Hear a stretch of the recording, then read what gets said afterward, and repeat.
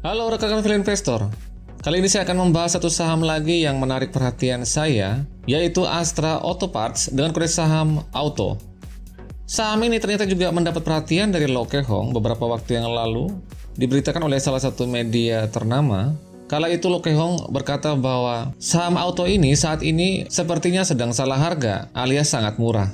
Menurut Lo Kehong, dalam melihat kualitas fundamental suatu perusahaan, tidak bisa dilihat hanya dalam satu waktu saja, atau dalam satu tahun, atau dalam suatu kuartalan. Lagi pula saham AUTO ini adalah emiten distributor suku cadang terbesar di Indonesia. Dan saat ini, memang kalau kita lihat berada pada valuasi yang cukup murah ya, dengan PBV sebesar 0,5-an. Nah, pada video ini saya akan menganalisa apakah benar saham AUTO saat ini salah harga alias murah, apakah saham AUTO termasuk calon multibagger, bagaimana kualitas fundamentalnya, baik itu yang terbaru maupun fundamentalnya secara histori, dan bagaimana prospeknya ke depan. Sentimen apa saja yang bisa membuat kinerjanya akan naik ke depannya, serta terakhir, berapa sebenarnya harga wajar saham AUTO.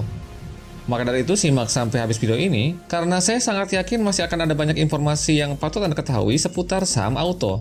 Tapi sebelumnya saya mau ingatkan, jangan Anda membeli saham hanya karena Anda menonton video ini. Pastikan Anda sudah mempunyai preferensi yang tepat sesuai dengan profil risiko yang bisa Anda terima. Dan perlu saya ingatkan pula, bagi Anda yang belum subscribe, ada baiknya untuk Anda subscribe dulu channel ini dan nyalakan belnya sebagai bentuk dukungan Anda terhadap channel Leo Sumadi. Nah, kita akan mulai dengan membahas update terbaru kinerjanya kuartal ketiga tahun 2021 ini. Kita mulai dari pendapatannya, kita perhatikan pendapatannya pada tahun 2021 ini, kuartal ketiga, sebesar 11 triliun. Jumlah ini mengalami kenaikan sebesar 28% dari periode yang sama tahun sebelumnya yang sebesar 8,6 triliun. Jika kita breakdown pendapatannya, kita perhatikan segmen usahanya dibagi menjadi dua, yaitu perdagangan dan manufaktur. Perdagangan menyumbang 56% kontribusi terhadap total keseluruhan pendapatan. Lalu manufaktur menyumbang 44% dari keseluruhan total pendapatan. Nah, di sini juga kita bisa lihat berapa sebenarnya gross margin yang bisa didapat dari masing-masing segmen ini. Nah, setelah saya hitung, ternyata segmen usaha perdagangan memberikan gross margin yang cukup lumayan, cukup besar terhadap total gross margin yang didapat oleh Astra Auto Parts. Gross margin untuk perdagangan sebesar 21%, sedangkan gross margin untuk manufaktur hanya sebesar 1,5%. Lalu berikutnya kita perhatikan, pada kuartal ketiga ini, laba bersih yang didapat oleh Astra Auto Parts sebesar 456 miliar.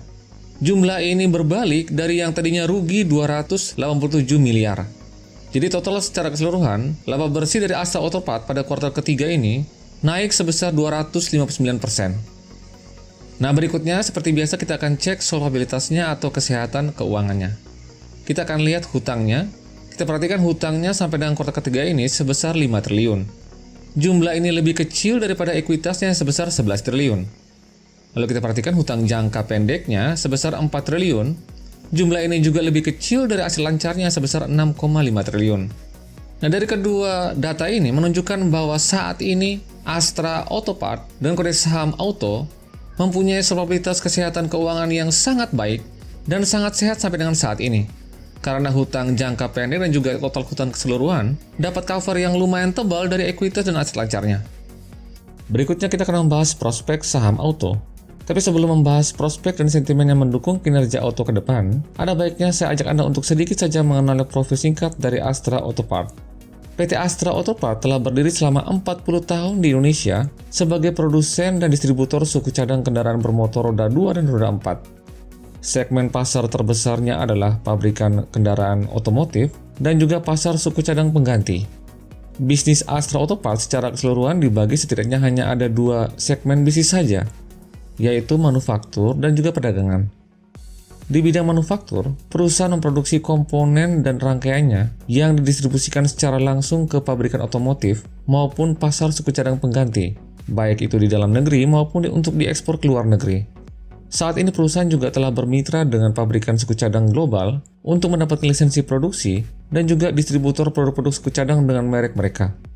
Beberapa di antaranya adalah Aisin, Denso untuk busi, lalu GS Yuasa untuk aki, dan juga ada Pirelli untuk ban. Nah, Anda bisa lihat lebih lengkapnya di tampilan berikut ini. Nah, ini adalah semua komponen untuk mobil ya, beserta dengan produsen atau pemegang lisensinya. Kita lihat ada air filter dari FSCM, lalu ada juga hand lamp, ini untuk lampu dari AG, lalu ada otomotif baterai dari GS dan juga CBI, dan juga komponen otomotif yang melengkapi produksi mobil di Indonesia. Dan ini untuk kendaraan berat, dalam hal ini truk. Komponen-komponennya juga berasal sebagian besar dari partner-partner suku cadang dari merek-merek ternama di luar negeri yang dipasok secara langsung oleh Astra Auto Parts. Di sini ada perhatikan ada juga radiator fan dari Denso yang mereknya juga cukup terkenal. Lalu ada juga beberapa merek lainnya yang secara langsung melengkapi kebutuhan pabrikan industri otomotif di Indonesia. Nah, ini untuk motor. Nah, yang menarik sini kita perhatikan hanya ada beberapa saja yang diproduksi langsung oleh Astra Auto Parts, di antaranya untuk spion dan juga untuk engine part seperti casing part. Lalu yang lainnya seperti busi oleh Denso, otomotif lamp oleh AG, lalu ada aki untuk motor juga disediakan ya sama seperti mobil tadi oleh CBI dan juga GS. Dan juga suku cadang lainnya yang disediakan oleh Pirelli, MTM dan juga VIM dan juga merek-merek terkenal lainnya. Berikutnya untuk segmen bisnis perdagangan, dalam hal ini Auto menjadi distributor suku cadang dengan jaringan 50 dealer utama, 24 kantor penjualan yang juga melayani 12.000 toko suku cadang di Indonesia. Lalu ada juga yang diekspor ke luar negeri, tepatnya ke lebih dari 45 negara, dalam hal ini didukung oleh kantor perwakilannya di Dubai, Uni Emirat Arab. Nah, yang menarik di sini, Auto juga mempunyai jaringan toko suku cadangnya sendiri dengan brand Shop and Drive. Ini untuk mobil, dan juga Shop and Bike untuk motor. Kedua brandnya ini ada yang juga dimiliki sendiri dan juga bisa dimiliki oleh mitra bisnis dengan sistem waralaba. Saat ini setidaknya sudah terdapat 383 unit yang tersebar di beberapa kota besar di Indonesia. Perseroan juga bekerjasama dengan jaringan retail Alfamart untuk membuka gerai Moto Quick yang melayani penggantian untuk aki, ban, dan juga oli untuk motor. Lalu perseroan juga mempunyai unit servis secara berkala untuk kendaraan roda 4 dengan brand Astra Auto Service. Yang menarik lainnya, perseroan juga saat ini tidak mau ketinggalan di bidang digital dengan menciptakan platform penjualan secara online pada situs www.astraautosop.com dan juga ada aplikasinya Shop and Drive. Pada platform ini juga perseroan juga memasarkan produk-produk non-otomotif yang menjadi tren saat ini seperti alat pelindung diri dan kesehatan. Lalu ada juga spare dan juga partnya dan juga aksesorisnya. Nah, itu semua ulasan secara singkat tentang profil bisnis Astra Auto Parts. Dari sini kita bisa ambil kesimpulan bahwa sebenarnya Auto ini memang merupakan sebuah perusahaan yang besar dan juga sudah terintegrasi dengan berbagai inisiatif bisnis dan juga produk yang dihasilkannya. Dan produk yang dihasilkan sangat dibutuhkan untuk industri otomotif di tanah air. Saat ini, Auto telah menjadi pemain suku cadang terbesar di Indonesia yang mungkin saja menurut Loh Keh Hong tidak pantas dihargai dengan PBV 0,5-an. Nah, ini merupakan poin yang pertama yang sepertinya menjadikan alasan kenapa Loh Keh Hong menilai saham Auto terlalu murah. Poin yang kedua, tadi di awal telah saya jelaskan bahwa perkembangan kinerja fundamental Auto untuk kuartal ketiga ini menunjukkan performa yang sangat baik. Ya, walaupun basis datanya yang digunakan ini adalah kuartal ketiga tahun 2020 yang lalu, di mana saat itu kondisi ekonomi juga masih diselimuti tanda tanya besar akibat penyebaran COVID-19 yang mengharuskan pemerintah masih sangat ketat membatasi kegiatan ekonomi, yang hasilnya mengakibatkan roda perekonomian menjadi lesu. Tapi setidaknya pada kuartal ketiga tahun ini, sudah terlihat arah kinerja Auto secara keseluruhan menunjukkan tanda-tanda pemulihan, dan sepertinya menuju ke kinerja sebelum pandemi terjadi, yaitu tahun 2019. Nah, berbicara tentang kinerja sebelum pandemi, yaitu dari tahun 2019 ke belakang, hal inilah yang ditekankan oleh Loh Keh Hong untuk menilai baik buruknya kualitas fundamental suatu emiten. Menurut Loh Keh Hong, seperti yang tadi sudah saya katakan, menilai suatu kualitas fundamental suatu emiten itu tidak cukup hanya menilai 1 tahun atau 1 kuartal saja, tetapi harus menilai secara keseluruhan kinerja historinya. Nah, kita perhatikan data berikut ini, terlihat sebenarnya pendapatan dan laba bersih Auto terus mengalami peningkatan secara konsisten setiap tahunnya. Hal ini terjadi dari tahun 2016 sampai dengan tahun 2019. Ini artinya, jika saja COVID ini tidak ada, maka asumsinya jika melihat kinerja historinya di masa lalu, maka sebenarnya kinerja Auto pada tahun 2020 itu sebenarnya akan bisa lanjut naik.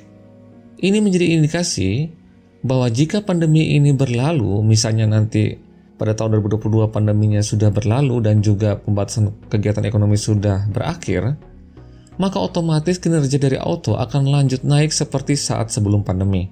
Asumsi ini begitu kuat dan mendekati kebenaran karena memang tidak ada fundamental yang berubah pada industri otomotif dengan adanya COVID-19 ini. Coba Anda pikirkan, walaupun adanya COVID-19, orang tidak akan mungkin menunda untuk mengganti misalnya bannya.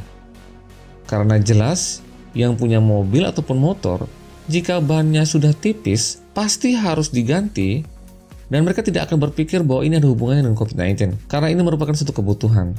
Jika bannya tidak diganti, maka otomatis keselamatan mereka pun akan jadi taruhannya.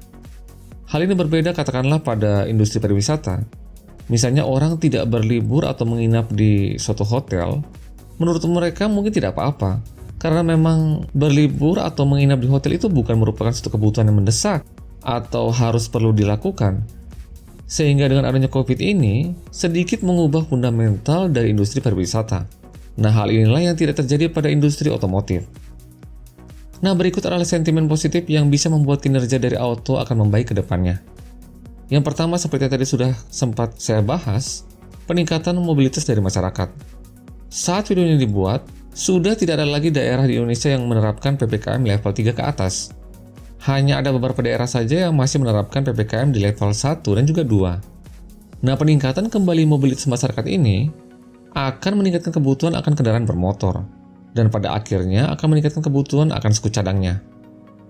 Sentimen yang kedua, kebijakan pemerintah yang masih mendukung sektor otomotif dengan menetapkan PPNBM 0%. Perpanjangan kebijakan PPNBM 0% dari pemerintah akan menjadi sentimen yang dapat selaras dengan momentum pelonggaran kegiatan masyarakat.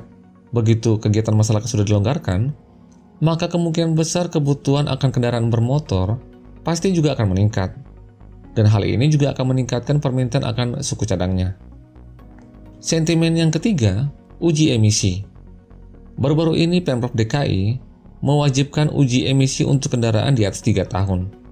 Hal ini tentunya akan meningkatkan aktivitas perbaikan di bengkel auto servis milik auto, dan juga kebutuhan akan suku cadang yang mendukung untuk uji emisi ini pasti akan naik. Sentimen yang keempat, auto juga saat ini sudah mulai masuk untuk menyediakan komponen untuk mobil listrik. Mulai tahun depan, auto mulai berencana untuk memasuk beberapa komponen kendaraan listrik seperti lithium baterai, inverter, dan juga elektromotor. Nah, itulah sederet sentimen yang bisa saja mempengaruhi harga saham auto di Bursa Efek Indonesia. Berikutnya kita akan membahas valuasi dan harga wajar saham auto. Saat ini saham auto sudah murah atau masih mahal? Nah, Anda perhatikan, ini adalah rata-rata PBV dari saham auto selama 10 tahun terakhir. Grafik berwarna orange yang disebut sebagai mean PBV, artinya dalam 10 tahun terakhir, saham auto ini biasanya diperdagangkan dengan PBV sebesar 1,52 kali.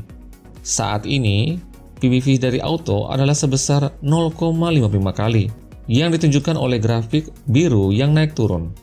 Nah, Anda perhatikan grafik biru yang naik turun terlihat masih berada di bawah dari grafik berwarna hijau yang menunjukkan rata-rata PBV sebesar 0,62 kali.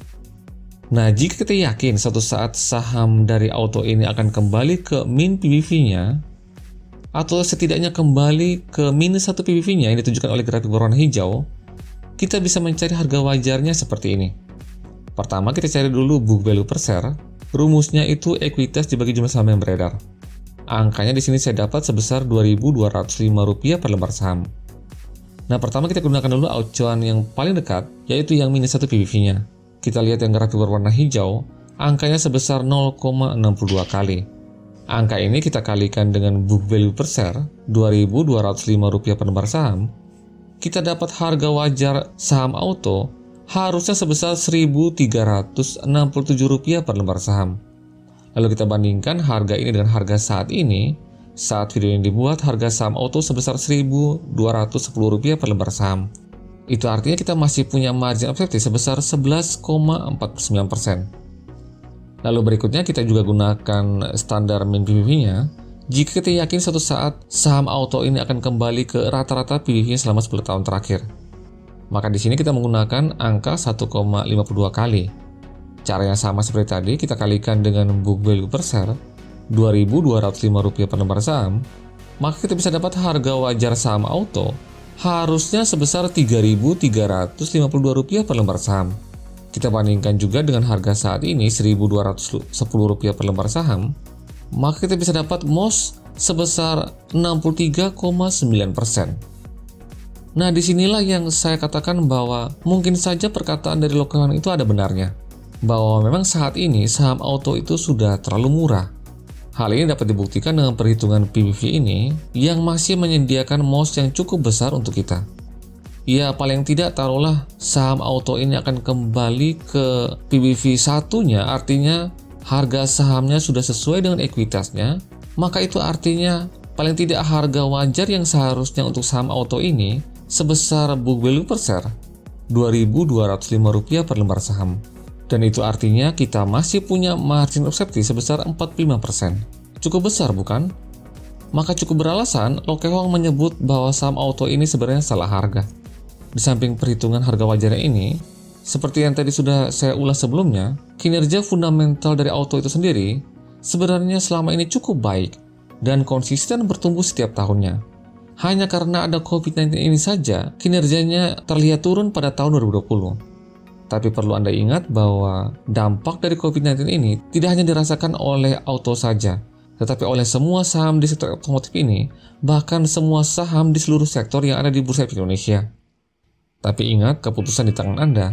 Video ini hanya bertujuan untuk memberikan Anda wawasan bagaimana menilai suatu saham yang murah atau mahal, dan juga bagaimana kita membandingkan harganya dengan kualitas fundamentalnya saat ini. Semoga informasi ini bermanfaat. Sekian dan terima kasih. Salam Value Investor.